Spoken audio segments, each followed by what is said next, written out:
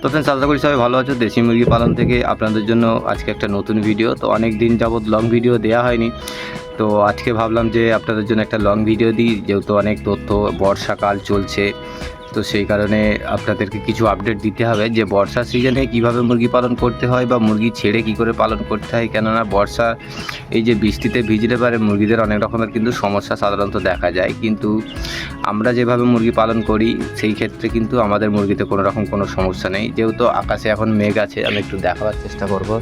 তো ফ্রেন্ডস, দেখতে পাচ্ছেন আকাশে মেঘ আছে, ওয়েদারটা খুব একটা মানে আলো নেই, কিন্তু গরমের তাপমাত্রা বেশি আছে।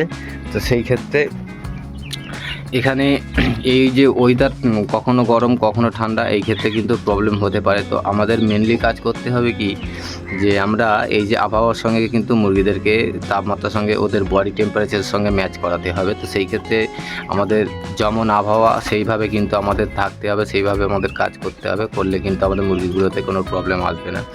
তবে যেখানে মুরগি দেখতে পাচ্ছেন, এখানে 20টা সোনালি মুরগি আছে। তো এটা সোনালি মুরগি, তো এটা আমরা একটা আমাদেরই দেশি মুরগি পালন সদস্য বাচ্চা ফুটিয়েছিল, তো সেখান থেকে আমরা এই বাচ্চাগুলো নিয়েছি। তো আমাদের সে বাচ্চাগুলোতে আমরা খুব সুন্দরভাবে আমরা বড় করছি, যাতে এগুলো আমরা সুন্দরভাবে প্যারেন্টস বানাবো।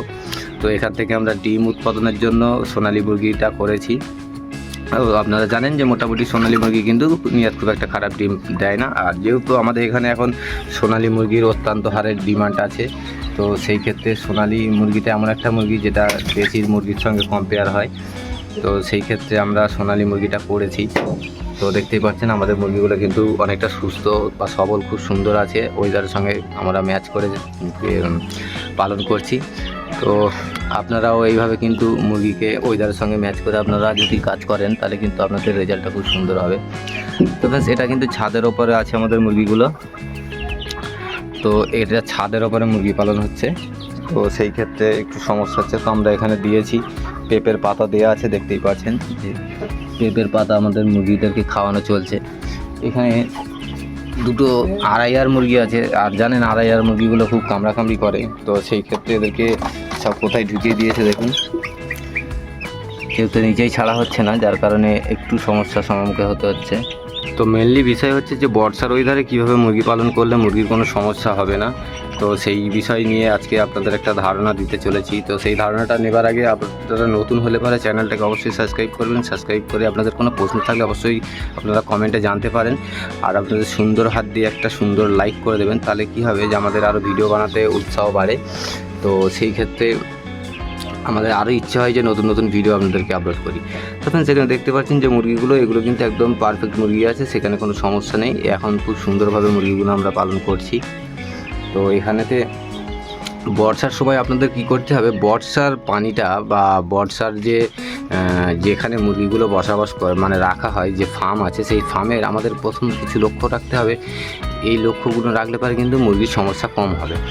তো মুরগির সমস্যা এখানে কম হবে কী করলে পারে, বৃষ্টির যে পানিটা না যেন কিন্তু ফার্মের ভেতর পড়ে। কেন বৃষ্টির পানিটা পরিষ্কার বা হতে পারে, কিন্তু এই যে বৃষ্টিটা যেখান থেকে পড়ে, আমাদের যে আবহাওয়ার যে মানে বায়ু যেটাকে দূষিত বলে, তো সেখান থেকে বৃষ্টির পানির সঙ্গে অনেক রকমের কিন্তু ভাইরাস চলে আসে। তো ভাইরাস চলে আসার পরে মুরগিতে কী হয়, মুরগিগুলো সেই ভাইরাসগুলো খেয়ে ফেলে খাবারের পানির সঙ্গে।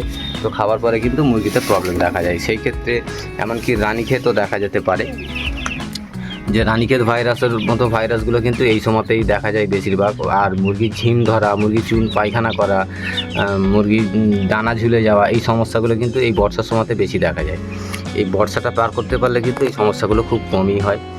তো এই বর্ষার সময় কেন একটা অত্যন্ত গরম পেরিয়ে আসার পরে কিন্তু এই বর্ষাটা পায়, যার কারণে কিন্তু প্রচুর হারে সমস্যা দেখা যায়।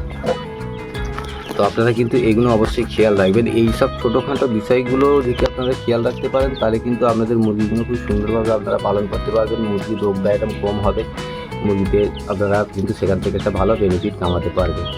ফ্রেন্ডস, আর একটা কথা আপনাদেরকে জানিয়ে দিই যে এখানেতে কি হয়, আমরা মনে করি যে মুরগির কোনো প্রবলেম হলে পারে মুরগি আমরা এই ওষুধটা ওই ওষুধটা দিলে মুরগিগুলো মানে প্রবলেমটাতে সলভ হয়ে যায়। কিন্তু আমি একটা কথা আপনাদেরকে বলি, যেটা আমি একটা ফার্মার, আমি অনেক দিন যাবৎ ফার্মিং করছি, বা কোন মেডিসিনটার কী কাজ আছে কম বেশি যতটুকু আইডিয়া আছে সেখানে দেখেছি, আপনাদেরকে একটা জিনিস লক্ষ্য রাখতে হবে যে মুরগিতে আপনারা কোনো রকম কোনো প্রবলেম আসতেই দেবেন না। কেন ওষুধ খাওয়ালে মুরগি আপনার ভালো হতেও পারে, নাও হতে পারে, এটা কিন্তু 100% গ্যারান্টি কেউ দিতে পারবেন না।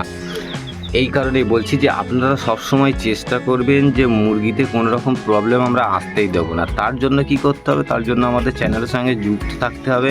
আমাদের চ্যানেলটাকে সাবস্ক্রাইব করে যে রেগুলার যে ভিডিওগুলো আসছে সেই ভিডিওগুলো আপনারা দেখলে পারেন, আপনারা কিন্তু বুঝতে পেরে যাবেন যে কোন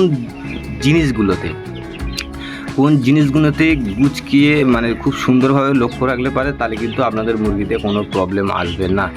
তো আজকের ভিডিওটা এখানেই শেষ করব। তো মেনলি বিষয় ছিল যে মেডিসিন দিলেই কিন্তু মুরগি সুস্থ হবে কি কোনো গ্যারান্টি নেই, তবে হলেও হতেও পারে, না হলেও নাও হতে পারে। কিন্তু আপনারা যদি মুরগিতে রোগ না আসতেই দেন, তাহলে কিন্তু আপনাদের মুরগিগুলো সবল থাকবে, সুস্থ থাকবে, কোনো রকম কোনো প্রবলেম থাকবে না।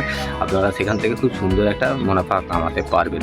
তো ভালো থাকবেন, সুস্থ থাকবেন, নিজেদের খেয়াল রাখবেন আর মুরগির খেয়াল রাখবেন।